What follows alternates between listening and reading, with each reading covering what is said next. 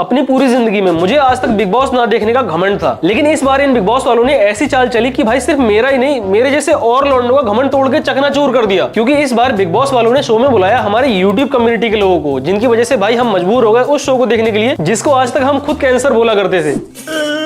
पर कुछ भी कहो, शो तो हमने मजबूरी में देखना शुरू किया था, लेकिन शो देखने के बाद सच में दिल से एक ही बात निकली, मजा आया।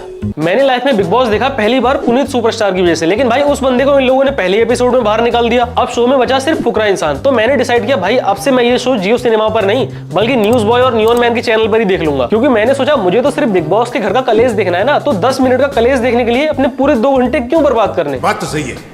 उसके लिए हमारे ये दोनों लौंडे बैठे तो हैं जो पूरे 24 घंटे की अपडेट सिर्फ 10 मिनट में हमें बता देते हैं। कितने खाली हो यार तुम लोग, चुप कर बे कुत्ते। और यार सच बताऊं, मैंने तो पुनीत सुपरस्टार के जाने के बाद बिग बॉस देखना बंद ही कर दिया था, लेकिन फिर बिग बॉस में एंट्री हुई हमारे सिस्टम की।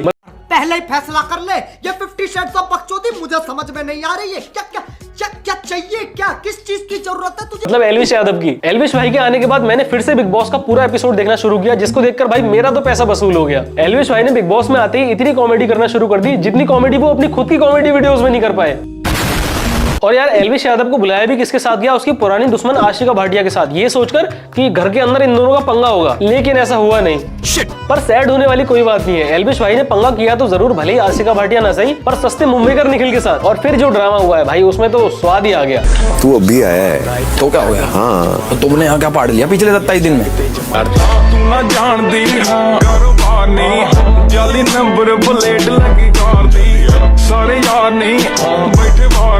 भाई बंदे ने आते ही रोस्ट करना शुरू कर दिया अविनाश को। मुझे तो लग रहा है एल्विश यादव घर से सोचकर आया था कि शो में जाते ही सबसे पहले इस बंदे की क्लास लेनी है। तो ये औरतों के काम है ना, वो कर रहे हो तुम।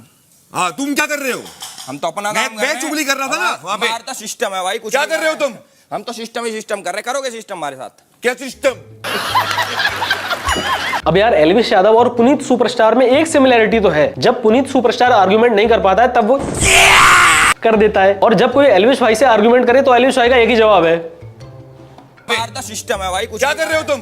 हम तो सिस्टम ही सिस्टम कर रहे। करोगे सिस्टम हमारे साथ? एल्विश यादव से कोई भी सवाल किया जाए आंसर सिर्फ एक ही होगा, सिस्टम है भाई। एल्विश भाई आपने आते ही 2 दिनों में इतना आतंक कैसे मचा दिया? सिस्टम है भाई। एल्विश भाई ये बिग बॉस में लड़कियां आपके पीछे इतनी पागल क्यों हैं? सिस्टम है भाई। एल्विश भाई आपको दस्त लगे हुए हैं फिर भी आपने पादने का जिगरा कैसे रखा? सिस्टम है भाई। अब एक बार नजर डाल लेते हैं उन रील्स पर जो बाहर बैठी सिस्टम गैंग भाई के सपोर्ट में बना रही है। सबको बुला लेते हैं स्टेज पे, कान खराब है क्या, सुनाई नहीं देता? तो आप डॉक्टर हो, ठीक कर सकते हो आप। मेरे शहर में है रुका बाजीराव साहब का, चोरी बेहिसाब का, करती आर पार का। यार अभी तो एल्विश भाई की जनता उनके इतने सपोर्ट में है कि अगर एल्विश भाई बिग बॉस के घर में छींक भी देना तब भी लोग उसके ऊपर ये गाना लगा देंगे एकदम फुल एटीट्यूड में, मेरे शहर में है रुका बाजीराव साहब का। खैर अभी एल्विश यादव का एक ट्वीट काफी वायरल हो रहा है जो उन्होंने 2020 में किया था कि मुझे एक बर्तन धोने वाले की जरूरत है, तो सलमान खान के जितने भी फैंस हैं उनको एम्प्लॉयमेंट मिल जाएगा। अब क्या लोग वही ट्वीट उठाकर बोल रहे हैं कि जो बंदा जिसके फैंस से बर्तन धुलवाने के लिए बोल रहा था अब वही बंदा उसी के शो में बर्तन धो रहा है। भैया मेरा मुंह से निकल गई, क्या बताऊं भैया, मेरा मुंह से निकल गई, मेरी जबान टूट गई, हाथ क्या कर रहा है? खैर मजाक से हटके मेरी तरफ से तो एल्विश भाई को एकदम फुल सपोर्ट है। अब ये तो रही एल्विश भाई की बात, लेकिन हर बार की तरह इस बार भी बिग बॉस ने घर में ऐसे लोगों को भर दिया है जिनको कोई जानता ही नहीं है। बस बिग बॉस ने घर में लोगों को भर दिया है कि खाना खाओ और लड़ो। अब इन सब में बिग बॉस की पहली प्रतिभागी है जिया शंकर, जिनको आप लोग जानते हो।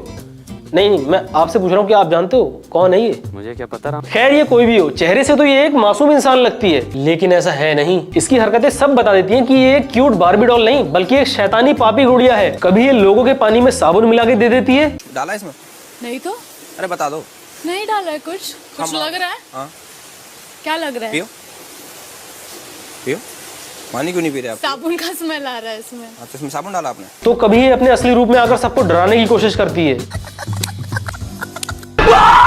अब बिग बॉस में इस बार दूसरे इंटरेस्टिंग प्रतियोगी हैं फलक, बेबिका और पूजा भट्ट, जिनको भी जिया शंकर की तरह कोई नहीं जानता था। लेकिन फिर बिग बॉस ने किया एक खुलासा कि पूजा भट्ट महेश भट्ट की बेटी यानी कि आलिया भट्ट की बड़ी बहन है। फिर क्या लोगों ने चाटना शुरू कर दी पूजा आंटी की। वहां लड़ाई पूजा भट्ट की हो रही है लेकिन रो ये लोग रहे हैं।